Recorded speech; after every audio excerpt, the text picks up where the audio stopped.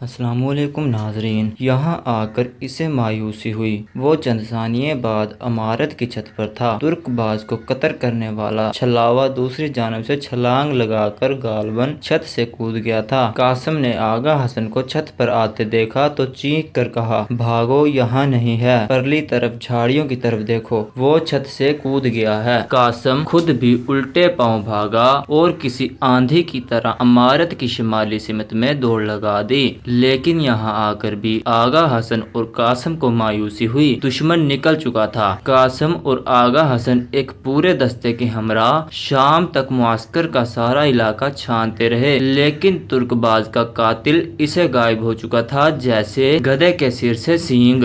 وہ مغرب کے بعد کمرے میں لوٹے تو قاسم نے کہا، ترک باز کی لاش کا کیا کیا ہے؟ اسے خفیہ محکمے کا سربراہ بہرام خان اپنے ساتھ لے گیا ہے۔ ہم جس وقت قاتل کو تلاش کر رہے تھے، بہرام خان یہاں اپنی کارروائی مکمل کر رہا تھا، آغا حسن نے جواب دیا، اور قاسم نے ایک لمبی ہوں کی۔ قاسم نے پھر پوچھا، اچھا یہ بتاؤ، تمہاری سمجھ میں کچھ آیا کہ یہ اسودی کون ہے؟ ترک باز نے مرنے سے پہلے اسودی کا نام لیا تھا۔ نہیں، مجھے بھی معلوم نہیں۔ وہ جب اٹک اٹک کر اس کہہ رہا تو میں سمجھا تھا کہ اسلم خان کہنا چاہتا ہے، لیکن اس نے اسودی کہہ دیا۔ معلوم نہیں یہ اسودی کون ہے؟ آغا حسن کے چہرے پر گہرے غور و فکر کا تاثر تھا۔ قاسم نے کسی خیال کے تحت آغا حسن سے کہا، آغا، تم اسلم کی کمان میں کام کرنے والے کسی اور سپاہی کو بلاؤ، ہو سکتا ہے اسلم کے ماتحت اسے اسودی کہہ کر پکارتے ہوں، کیونکہ عموماً فوج کے سپاہی اپنے سالاروں کے خود ہی من پسند نام رکھ لیتے ہیں۔ اسلم کے چہرے کی رنگت سیاہ ہے، ہو سکتا ہے اس کے ماتحت اس کو سیاہ رنگ کی وجہ سے اسودی کہہ کر پکارتے ہوں۔ قاسم کی بات سے آغا حسن چونک گیا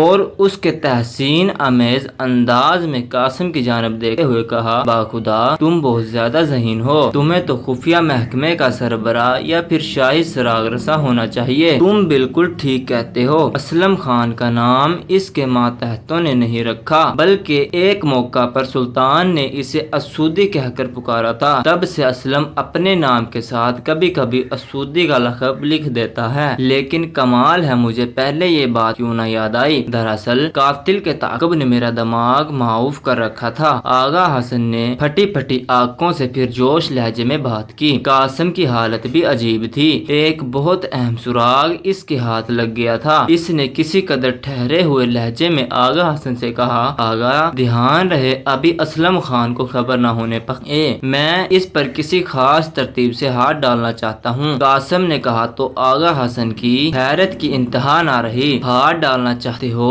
کیا مطلب؟ تم کس حیثیت سے ہاتھ ڈالو گے؟ اب قاسم کو احساس ہوا کہ اسے آغا حسن کے سامنے اسلم خان پر ہاتھ ڈالنے کی بات نہ کرنا چاہیے تھی، لیکن اب وہ کر چکا تھا۔ چنانچہ اس نے جھوٹ پہ جھوٹ بولنے کی بجائے آغا حسن جیسے مجاہد سپاہی کو اعتماد میں لینا مناسب سمجھا اور کہا، دراصل سلطان نے مجھے وقتی طور پر سراغ رسانی کے کام پر متعین کیا ہے، مجھے اس سلسلے میں تمہارا تعاون درکار ہے۔ میری نظر پہلے سے کچھ لوگوں پر ہے، لیکن کوئی واضح ثبوت نہ ہونے کی وجہ سے میں ابھی تک کسی پر ہاتھ نہیں ڈال سکا۔ اب پہلی بار میرے ہاتھ اس سازش کا ایک سرا آیا ہے، میں اسلم خان اسودی پہ خبری میں گرفتار کرنا چاہتا ہوں۔ قاسم نے نئے فراز سن کر آغا حسن کو کچھ حیرت نہ ہوئی، بلکہ وہ کسی حد تک خوش ہوا۔ اس نے مسکراتے ہوئے کہا، لیکن اسلم خان اسودی کو تو پتہ چل چکا ہوگا کہ اس کے بھیجے ہوئے سپاہی نے مرتے وقت اسودی کا لفظ ادا کر لیا تھا۔ آغا حسن کی بات بالکل ٹھیک تھی۔ قاسم نے ایک لمحے کے لیے سوچا اور پھر کہا، میرا خیال ہے جب تک اسلم خان کو یہ یقین ہے کہ ہمارے ہاتھ اسے پکڑنے کے لیے کوئی ثبوت نہیں آیا، وہ فرار ہونے کی کوشش نہیں کرے گا، اور اس سے پہلے کہ وہ فرار ہو میں اس کی گردن دبوچ لوں گا۔ مان کسی خیال کے تحت قاسم نے پھر کہا، آغا کیا تمہیں اسلم خان اسودی کی رہائش کا پتہ معلوم ہے؟ کیا مطلب تم کہیں آج رات ہی اسے پکڑنا تو نہیں چاہتے؟ آغا حسن کے تجسس سے کہا۔ قاسم نے اس بات میں سر ہلا دیا، بے شک میں نیکی کے کام میں دیر کرنے کے قائل نہیں ہوں، میں آج ہی اس غدار پر سائقہ بن کر ٹوٹ پڑوں گا۔ مجھے اس دشمن ملک و ملت سے کیسر کے تمام جاسوسے کے نام اگلوانے ہیں۔ آغا حسن پورے تجسس اور دلچسپی سے قاسم کی بات سن رہا تھا۔ اس نے فوراً کہا، ٹھیک ہے، میں بھی تمہارے ہمراہ چلوں گا، صرف تم ہی نہیں ہم کماندار امیر خان کو بھی لے چلیں گے، ہو سکتا ہے اسلم خان مدافعت کرے یا اس کے کچھ سپاہی اس کی حفاظت پر مامور ہوں۔ اس کے بعد دیر تک قاسم اور آغا حسن اپنے آئندہ لائحہ عمل پر بات چیت کرتے رہے، یہاں تک کہ رات ہو گئی۔ قاسم نے اٹھتے ہوئے کہا، ہم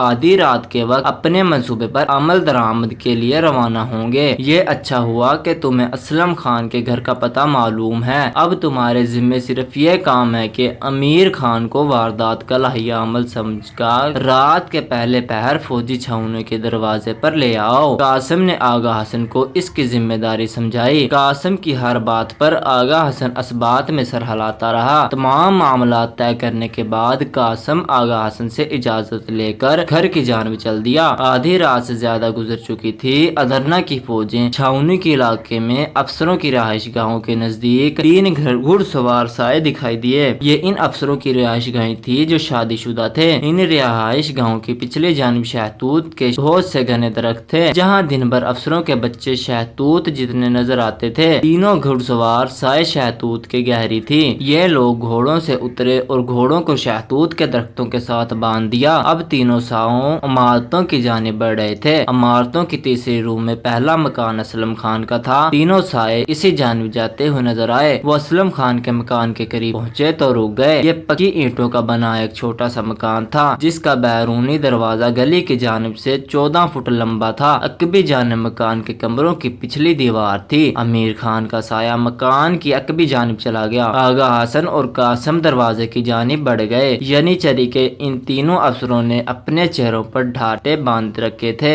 وہ چیتے کی طرح چالاکی سے چلتے ہوئے مکان کے دروازے کے قریب آئے اور دروازے کے ساتھ لکڑ کھڑے ہو گئے۔ اب مکان کے دروازے کے قریب آئے اور دروازے کے ساتھ لگ کر کھڑے ہو گئے۔ اب وہ مکان کے اندر کسی قسم کی آہٹ سننے کی کوشش کر رہے تھے۔ کافی دیر تک دروازے سے کان لگائے رکھنے کے بعد قاسم کو یقین ہو گیا کہ اسلم خان اور اس کے اہل خانہ خواب خرگوشی کے مزے لے رہے ہیں۔ اگلے لمحے وہ چھکلی کی طرح دروازے سے چپک کر اوپر چڑھنے کی کوشش کر رہا تھا۔ قاسم آہٹ پیدا کیے بغیر دیواروں کے سرے پر پہنچ گیا۔ اس کے بدن پر گہرے رنگ کا لباس تھا۔ کمر پر باندھی ہوئی کپڑے کی پٹی میں 2 عدد خطرناک خنجر اڑسے ہوئے تھے۔ دائیں کولے کے ساتھ خالی نیام لٹک رہا تھا، کیونکہ تلوار قاسم کے دانتوں میں دبی ہوئی تھی۔ اس کی پشت پر تیروں سے بھرا ترکش اور میان چھوڑ رہی تھی۔ قاسم خاموشی سے پرلی جانب اترنے لگا۔ آغا حسن باہر گلی کی کھڑا اسلم خان کے گھر کا دروازہ کھلنے کا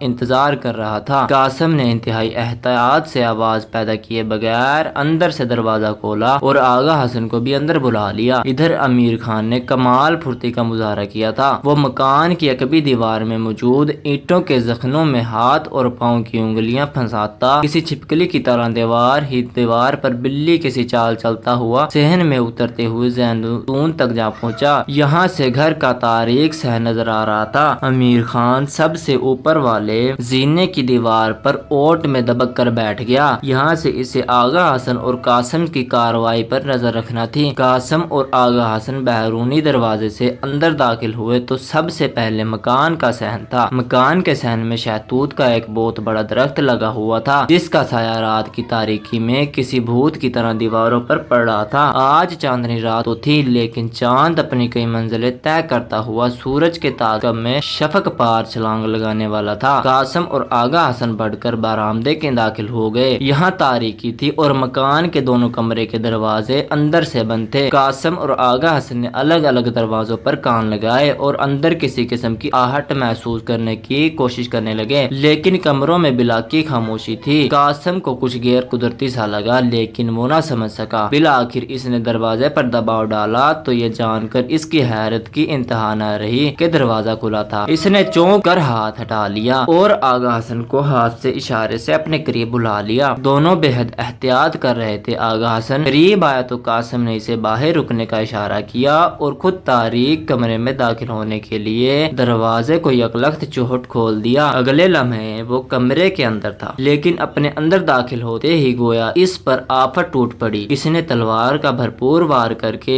اس کی گردن تن سے جدا کر دینا چاہیے، لیکن نہ جانے وہ کون سی طاقت تھی جس نے دل سے قاسم کو چھلانگ لگانے کا امادہ کیا۔ قاسم اچھل کر ایک جانب ہوا تو اندھیرے شہروں میں موجود دشمن کا وار خالی چلا گیا۔